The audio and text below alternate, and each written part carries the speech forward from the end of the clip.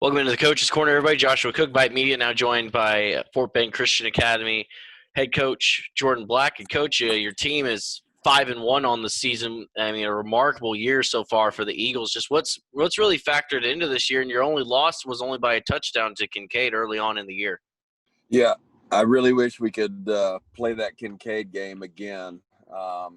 At that point in the season, we've got some new players that we're working into new spots, especially at the quarterback position. So I think if you'd have given us another week, I think Kincaid is a team that we would have beat. But it was a good game for us. It really showed us what we needed to work on going forward, and we haven't lost since. And now we're in a position to compete for a district championship this week.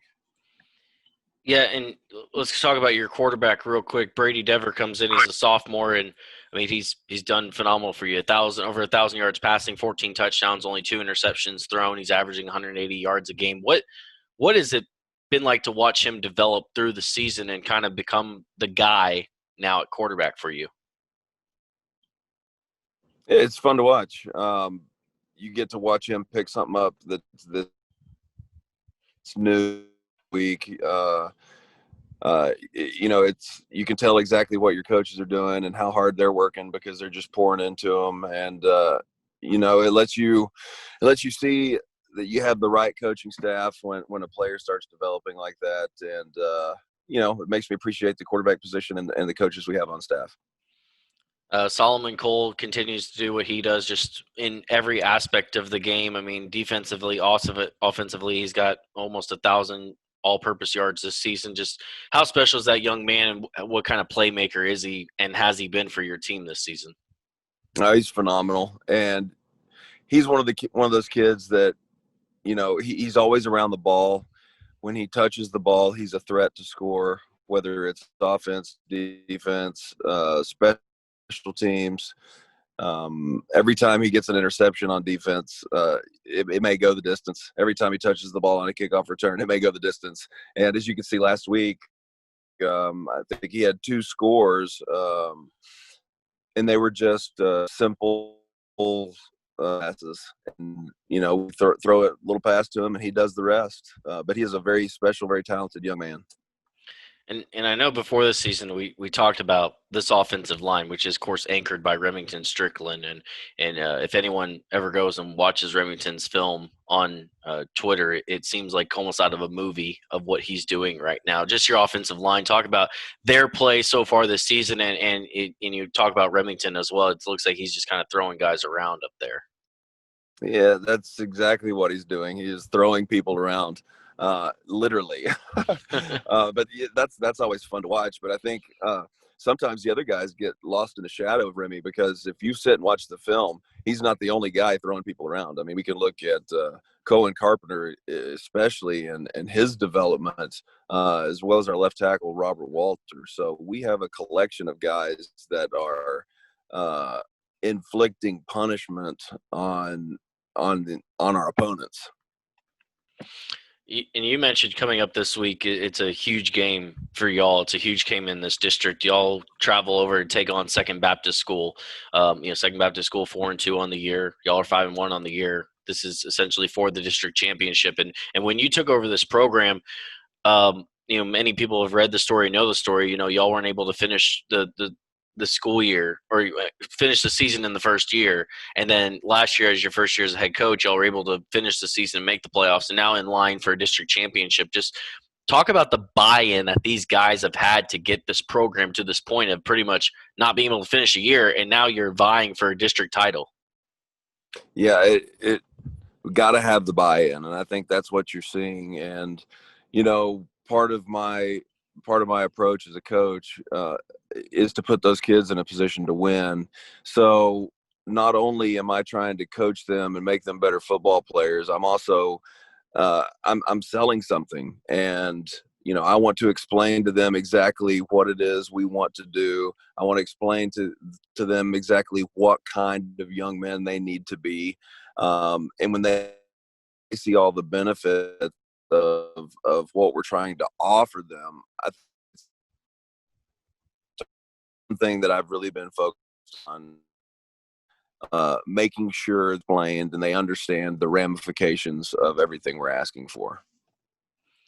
What's the biggest thing when you put Second Baptist School on tape? And I mean, I saw them a couple weeks ago. They've got a two-headed running back monster, and Eli Smith and Everett Skillern. Finn Nicholson can throw the ball around the yard. They've got a pretty good defense. What do you see when you turn on film? What are you all going to have to do well on the road this week to come out of there with a victory?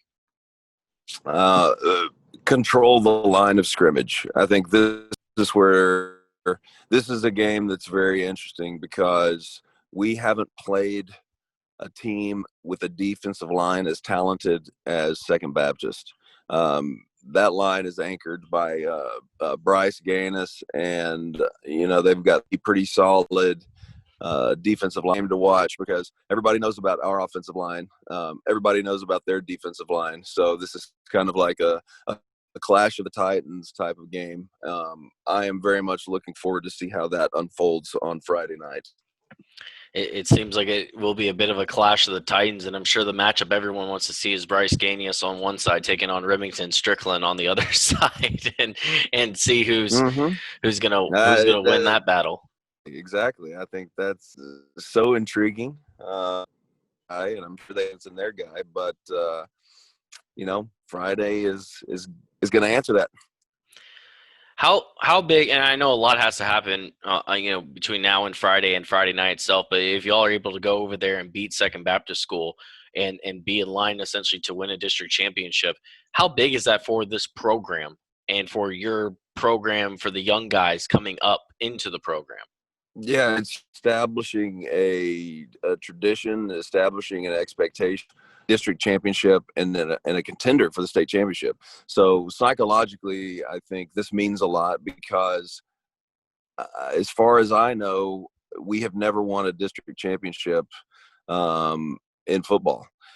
So, in my mind, there's really 4 teams out there that could compete for a state championship. It's us, Second Baptist, Austin Regents, and Dallas Christian.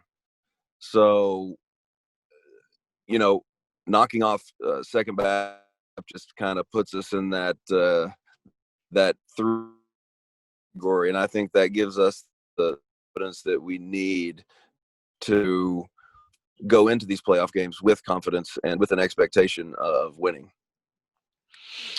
Y'all are 5-1 on the season, and coaches always look for things to improve on. As you sit here with 2 games left on the slate, Second Baptist, Cypress Christian, what do you want to see out of your guys improve on over the next couple of weeks before those playoff games happen and it is win or go home? Well, we're kind of shifting a little bit. Early on in the season, games also, it's an opportunity for our guys to develop, to improve on certain things. But now that we're at this point in the season, it's all about playing to your strengths. So right now we look at what we are good at and we change our plan. We are not focusing as much on developing certain aspects. We're now focused on exploiting what we do really, really well. So that's kind of the shift that we're making. When this season got started and you shift in a new quarterback, JD Meagle, who played quarterback, he's kind of shifted into the running back, wide receiver position. You've got Saul McCole, you had an offensive line. Did you feel like if everything came together this season, especially in a year where COVID-19 really kind of took away the off season, did you feel like this team had the pieces to make this kind of run and be 5-1 sitting here at the beginning of November? I had no doubt. No doubt at all. I've always thought that this is a great group of guys, and then adding a few more on top of that. David Casamervis, he's an exceptional receiver, not just a receiver, but he's the one that kicked the game-winning field goal last week, and he plays defense. He's all over the field. So adding a guy like that, some other new guys, adding a new quarterback, the pieces were there. So if I do my job right and our coaches do their jobs right, that there's no reason why we shouldn't be a contender. And that was the mindset from the beginning.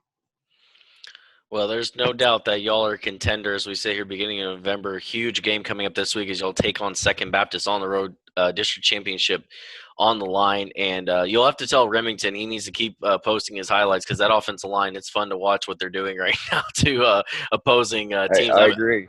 I'm sure the opposing teams aren't enjoying watching those on social media, but Nope. Coach, No. Coach, we appreciate the time as always. Best of luck this week as you take on Second Baptist School, and we can't wait to see what this team is going to do this week and beyond, and in the playoffs. And maybe we'll see you in a few weeks and be talking to you about playing for a state championship.